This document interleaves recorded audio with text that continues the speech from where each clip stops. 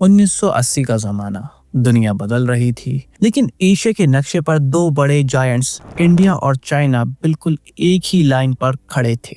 दोनों की इकोनॉमी का साइज रफली सेम था, दोनों के पास ह्यूज पॉपुलेशन थी, दोनों गरीब थे और दोनों के सपने बड़े थे। अगर आप उस वक्त किसी से पूछते कि आने वाले 30-40 सालों में कौन दुनिया पर राज करेगा, तो शायद जवाब देना मुश्किल होता। लेकिन फिर अचानक कुछ ऐसा हुआ जिसने हिस्ट्री को हमेशा के लिए बदल दिया। चाइना ने एक ऐसी दौड़ लगाई, एक ऐसी स्पीड पकड़ी कि उसने इंडिया को पीछे, बहुत पीछे धूल में छोड़ दिया। वो चाइना जो कल तक हमारे बराबर था, देखते ही देखते इंडिया से 5 गुना 5 टाइम्स बड़ा बन गया। आज चाइना दुनिया की फैक्ट्री है, सुपर पावर है, और इंडिया अभी भी स्ट्रगल कर रहा है उस लेवल तक पहुंचने के लिए। लेकिन ये कहानी यहीं खत्म नहीं होती है। आज हवा का रुख बदल रहा है। चाइना की इकोनॉमी स्लो होती जा रही है। बड़ी बड़ी वेस्टर्न कंपनीज चाइना से भाग रही हैं। उन्हें एक नई जगह चाहिए, एक नया घर चाहिए। तो अब हर किसी की जुबान पर, हर इन्वेस्टर के दिमाग में बस एक ही सवाल है, क्या अब इंडिया की बारी है? क्या वो ग्रोथ मिरेकल जो चाइना ने किया, क्या इंडिया उसे रेप्लिकेट कर पाएगा? ये वो सवाल है जिसने इंडिया ही नहीं, पूरी दुनिया की नींद उड़ा रखी है। इससे पहले कि आप वो घिसे पिटे जवाब देना शुरू करें कि हाँ भाई, इंडिया को बस करप्शन हटाना है या थोड़ी एजुकेशन और इंफ्रास्ट्रक्चर को ठीक करना है, तो मैं आपको रोकना चाहूंगा। ये जवाब गलत है।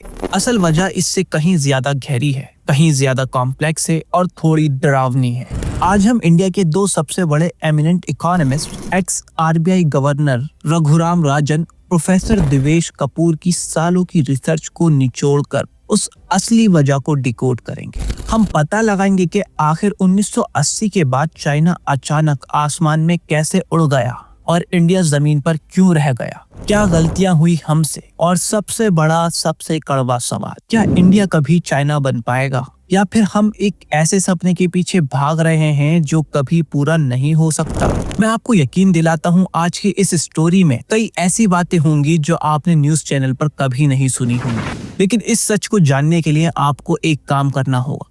चैनल को सब्सक्राइब कीजिए, शेयर कीजिए और आगे से आगे फैलाइए, क्योंकि हमें इस वक्त आपकी बहुत जरूरत है। तो पहला सवाल, आखिर ये बड़ा डाइवर्जेंस या बड़ा फासला शुरू कहां से हुआ? 1990 और अर्ली 2000 में ऐसा क्या अलग हुआ? जवाब ढूंढने के लिए हमें थोड़ा पीछे जाना पड़ेगा। रघुराम राजन की रिसर्च हमें एक बहुत ही इंटरेस्टिंग पॉइंट पर ले जाती है। लेट 1970s में, उस वक्त जब दुनिया में कोई इंटरनेट नहीं था, चाइना के पास एक हिडन वेपन था जो इंडिया के पास नहीं था। वो वेपन कोई मिसाइल या बॉम्ब नहीं था, वो था बेसिक एजुकेशन। जी हाँ, 1970 में ही चाइनीज वर्कर्स का basic education level Indian workers से बेहतर था। अब आप सोचेंगे इससे क्या फर्क पड़ता है? फर्क पड़ता है दोस्त, बहुत बड़ा फर्क पड़ता है। जब 1980 और 90 में चाइना ने अपने दरवाजे खोले तो दुनिया भर की फैक्ट्रीज वहां आई। उन फैक्ट्रीज को इंजीनियर्स नहीं चाहिए थे, उन्हें PhDs नहीं चाहिए थे, उन्हें बस ऐसे वर्कर्स चाहिए थे जो सिंपल इंस्ट्रक्शन पढ़ सकें, समझ सकें और फॉलो कर सकें। चाइना के पास वो वर्कफोर्स तैयार थी और इंडिया के पास नहीं थी। लेकिन बात सिर्फ फैक्ट्री वर्कर्स तक सीमित नहीं थी। यही वो एजुकेशन थी जिसने बाद में उन्हीं वर्कर्स को काबिल बनाया कि वो अपनी खुद की कंपनीज शुरू कर सकें। चाइना का ट्रांसफॉर्मेशन एग्रीकल्चर से मैन्युफैक्चरिंग पावर हाउस बनने का सफर इस एजुकेशन की नींव पर था। लेकिन रुकिए, क्या सिर्फ एजुकेशन ही वजह थी? अगर सिर्फ एजुकेशन वजह होती तो दुनिया में और भी देश थे जिनकी लिटरेसी अच्छी थी, वो चाइना क्यों नहीं बन पाए? यहाँ पर आता है हमारा दूसरा बड़ा फैक्टर, वो फैक्टर जिसे अक्सर लोग इग्नोर कर देते हैं। लोग कहते हैं चाइना अपनी इकोनॉमी लिबरलाइज कर रहा था, मार्केट खोल दिया, इसलिए वो अमीर हो गया। इंडिया ने भी 1991 में रिफॉर्म्स किए थे। फिर हम चाइना जैसी ग्रोथ क्यों नहीं पकड़ पाए? हमारी ग्रोथ डबल डिजिट्स तक क्यों नहीं पहुंच पाई? क्योंकि दोस्तों, कहानी में दो और ऐसे इंग्रेडिएंट्स हैं जो चाइना के पास थे और इंडिया उन्हें कॉपी करने में बुरी तरह फेल हो गया। दूसरा बड़ा इंग्रेडिएंट है इन्वेस्टमेंट लीड ग्रोथ। अब ये सुनने में थोड़ा टेक्निकल लगता है, लेकिन इसे आसान शब्दों में समझते हैं। गरीब देशों में जैसे 1980 का इंडिया और चाइना, इनके लिए सबसे बड़ी प्रॉब्लम क्या थी? पैसे की कमी नहीं, प्रॉब्लम थी चीजों की कमी। रोड्स नहीं थे, ब्रिज नहीं थे, फैक्ट्रीज नहीं थी, मशीनें नहीं थी। लोग काम करना चाहते थे, प्रोडक्टिव होना चाहते थे, लेकिन उनके पास साधन नहीं थे। तो चाइना ने क्या किया?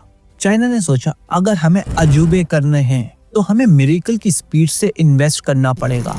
सड़कें बनाओ, फैक्ट्रीज लगाओ, मशीन्स खरीदो। लेकिन सवाल ये है कि पैसा कहाँ से आएगा? एक गरीब देश में इतना पैसा कहाँ से आता है? यहाँ पर एक बहुत बड़ा राज है जो नॉन इकोनॉमिस्ट समझ नहीं पाते हैं। एक देश के अंदर पैसे की कमी कभी असली प्रॉब्लम नहीं होती है। सेंट्रल बैंक जितना चाहे पैसा छाप सकता है, असली खेल ये है कि वो पैसा जा कहाँ रहा है। चाइना ने अपने बैंक्स को ऑर्डर दे दिया, जी हाँ, ऑर्डर दिया कि तुम सारा पैसा इंफ्रास्ट्रक्चर और मैन्युफैक्चरिंग में लगाओ, सस्ते लोन दो, फैक्ट्रीज लगाने के लिए पैसे दो। नतीजा, चाइना में फैक्ट्रीज की बारिश हो गई, इंफ्रास्ट्रक्चर का जाल बिछ गया। अब आप पूछेंगे तो इंडिया ने ऐसा क्यों नहीं किया? क्या हमारे बैंक सो रहे थे? नहीं, इंडिया ने भी यही कोशिश की।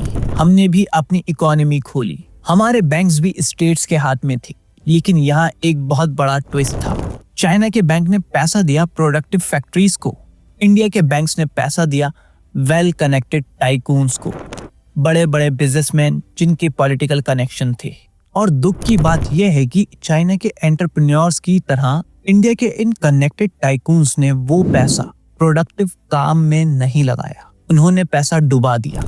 नतीजा, 2013 आते आते जब चाइनीज कंपनीज पूरी दुनिया को जीत रही थी, तब इंडियन कंपनीज कर्जे में डूबी हुई थी और हमारे बैंक कोलैप्स होने की कगार पर थे। ये एक बहुत बड़ा धक्का था।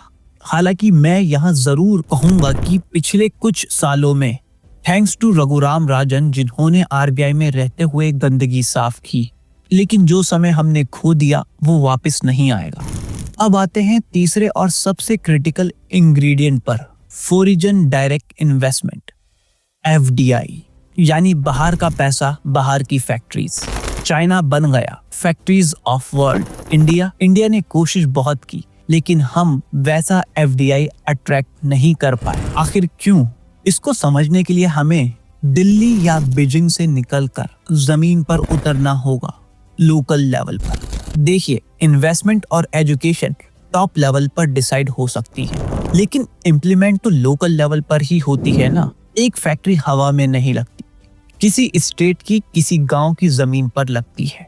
और यहाँ पर चाइना और इंडिया के बीच का फर्क जमीन आसमान का है। चाइना में लोकल गवर्नमेंट कैसे काम करती है, वहाँ का सिस्टम बड़ा सिंपल और ब्रूटल है। अगर आप एक लोकल मेयर हैं या कम्युनिस्ट पार्टी के एक ऑफिशियल हैं, तो आपका प्रमोशन इस बात पर नहीं होता कि आप कितने अच्छे इंसान हैं या लोग आपको कितना पसंद करते हैं। आपका प्रमोशन सिर्फ एक चीज पर होता है, अगर आपने अपने शहर की जीडीपी बढ़ाई, अगर आपने वहाँ फैक्ट्रीज लगवाई, तो आपका प्रमोशन पक्का है। इसलिए वहाँ का लोकल ऑफिशियल पागलों की तरह इन्वेस्टर के पीछे भागता है। रघुराम राजन अपनी किताब में एक किस्सा सुनाते हैं। एक इंडियन बिजनेसमैन चाइना के किसी मिड साइज शहर में फैक्ट्री लगाने गया। आप यकीन नहीं करेंगे, उस शहर का डेप्यूटी मेयर उसे एयरपोर्ट पर रिसीव करने गया। उसी दिन उसको साइट दिखाई गई और शाम तक मेयर के ऑफिस में सारे पेपर्स रेडी हो गए। साइन करो, काम शुरू। कोई रेड टेप नहीं, कोई चक्कर नहीं। इलॉन मस्क ने शंघाई में जब फैक्ट्री लगाई तो वो रिकॉर्ड टाइम में खड़ी हो गई, क्योंकि लोकल गवर्नमेंट ने सारी रुकावटें हटा दी थी। सेंट्रल गवर्नमेंट चिल्लाती रह जाती है, come to India, make in India. लेकिन जब कोई फॉरेन इन्वेस्टर किसी स्टेट के किसी शहर में जाता है तो वहाँ की लोकल गवर्नमेंट का क्या एटीट्यूड होता है? अरे साहब, अभी तो फाइल प्रोसेस होगी, एनओसी लानी पड़ेगी, इंस्पेक्टर साहब छुट्टी पर हैं। इंडिया की लोकल गवर्नमेंट ने अक्सर फॉरेन फर्म्स को फ्रस्ट्रेशन में डाला है। क्यों? क्योंकि उनके इंसेंटिव चाइना जैसे नहीं हैं, उन्हें ग्रोथ के लिए प्रमोशन नहीं मिलता। तो सवाल यह है, इंडिया की लोकल गवर्नमेंट इतनी डिसफंक्शनल क्यों है? प्रोफेसर देविश कपूर ने इसके पीछे 3 बड़ी वजहें ढूंढ कर निकाली हैं और ये वजह सुनकर आप हिल जाएंगे। पहली वजह, स्टाफ की कमी। आपको लगता होगा इंडिया में सरकारी नौकरी की बड़ी भरमार है। गलत। अगर हम चाइना और यूएस से कंपेयर करें तो इंडिया की local government terribly under staffed है। चाइना में मैक्सिमम सरकारी लोग लोकल लेवल पर काम करते हैं लोगों के बीच। इंडिया में ज्यादातर लोग स्टेट या सेंट्रल लेवल पर काम करते हैं। लोकल लेवल पर काम करने वाला कोई नहीं है। लेकिन सिर्फ स्टाफ की प्रॉब्लम नहीं है, कई बार पैसा होता है, वैकेंसी होती है लेकिन भरी नहीं जाती। क्यों? यहाँ आती है दूसरी और थोड़ी सेंसिटिव वजह, कास्ट सिस्टम। हाँ, आपने सही सुना, जात पात का नशा आज भी हमारे सिस्टम को अंदर से खा रहा है। प्रोफेसर कपूर बताते हैं कि कई बार लोकल वैकेंसीज इसलिए छोड़ दी जाती हैं क्योंकि सूटेबल कैंडिडेट सही कास्ट का नहीं होता है। एक एक्सट्रीम एग्जांपल सुनिए। बिहार जैसी स्टेट में हजारों इंजीनियर्स की पोस्ट खाली पड़ी थी जबकि अनएम्प्लॉयमेंट पीक पर था। वो क्यों नहीं भरी गई? क्योंकि उस वक्त गवर्नर लालू प्रसाद यादव जो लोअर कास्ट के थे उन्हें वो पोजीशंस फिल करने से मना कर दिया क्योंकि क्वालिफाइड इंजीनियर्स ज्यादातर अपर कास्ट से आते थे। नतीजा, बिहार के इंफ्रास्ट्रक्चर को सफर करना पड़ा, डेवलपमेंट रुक गई। ये वो जहर जो हमारी ग्रोथ को रोकता है। तीसरी सबसे बड़ी और कंट्रोवर्शियल वजह, डेमोक्रेसी। दोस्तों गलत मत समझिए, डेमोक्रेसी अच्छी चीज है। दुनिया की ज्यादातर ग्रोथ्स जापान, जर्मनी, यूएसए, ये सारी कंट्रीज डेमोक्रेटिक हैं। लेकिन प्रोफेसर कपूर कहते हैं कि इंडिया एक प्रिकॉशियस डेमोक्रेसी है, यानी एक ऐसा देश जो अमीर होने से पहले ही डेमोक्रेटिक बन गया। इसका नुकसान क्या हुआ? नुकसान ये हुआ कि हम एक विशियस साइकिल में फंस गए। जब देश गरीब था और डेमोक्रेसी आई तो पॉलिटिशियंस ने पब्लिक सर्विसेज, स्कूल्स, हॉस्पिटल पर ध्यान देने के बजाय शॉर्ट टर्म बेनिफिट्स पर ध्यान दिया। वोट दो, सब्सिडी लो, वोट दो, तुम्हारे कास्ट को फायदा पहुंचेगा। इस चक्कर में क्या हुआ? जो अमीर लोग थे उन्होंने पब्लिक स्कूल्स और हॉस्पिटल्स छोड़ दिए और प्राइवेट यूज करने लगे। अब जब वो उसे यूज नहीं करते हैं तो वो उसका टैक्स क्यों दें? और जब टैक्स नहीं मिलेगा तो पब्लिक सर्विसेज और खराब होंगी। ये चक्कर चलता रहा। चाइना में पार्टी ऑफिशियल को प्रमोशन चाहिए था, इसलिए उसने सड़क बनाई। इंडिया में नेता को वोट चाहिए था, इसलिए उसने सड़क बनाई, फ्री बीज बांटी या विजिबल प्रोजेक्ट्स जैसे फैंसी मेट्रो बनाई, जबकि स्कूल की छत टपक रही थी। तो दोस्तों सारी बात का निचोड़ क्या है? क्या इंडिया चाइना जैसा बन सकता है? जवाब है नहीं। जी हाँ, मैं जानता हूँ ये सुनना कड़वा लग सकता है, लेकिन सच यही है कि इंडिया वो चाइना स्टाइल मिरेकल कभी रिपीट नहीं कर सकता। हमारा सिस्टम अलग है, हमारे चैलेंजेस अलग हैं, हमारी लोकल गवर्नमेंट वैसी नहीं है, खास तौर पर अब जब पॉलिटिक्स सिचुएशन और भी कॉम्प्लेक्स होती जा रही है। तो क्या इसका मतलब है कि अब हम हार मान लें? क्या इंडिया के पास कोई फ्यूचर नहीं है? बिल्कुल नहीं, पिक्चर अभी बाकी है दोस्तों। क्योंकि भले ही हम चाइना नहीं बन सकते, हम कुछ और बन सकते हैं। शायद हम यूएस के पाथ पर हैं। सोचिए, अमेरिका भी एक बड़ी डिवाइडेड मैसी डेमोक्रेसी थी। वहां भी ग्रोथ स्लो थी, झगड़े थे, प्रॉब्लम्स थी, लेकिन धीरे धीरे उस केओस के बीच से दुनिया की सबसे पावरफुल इकोनॉमी निकली।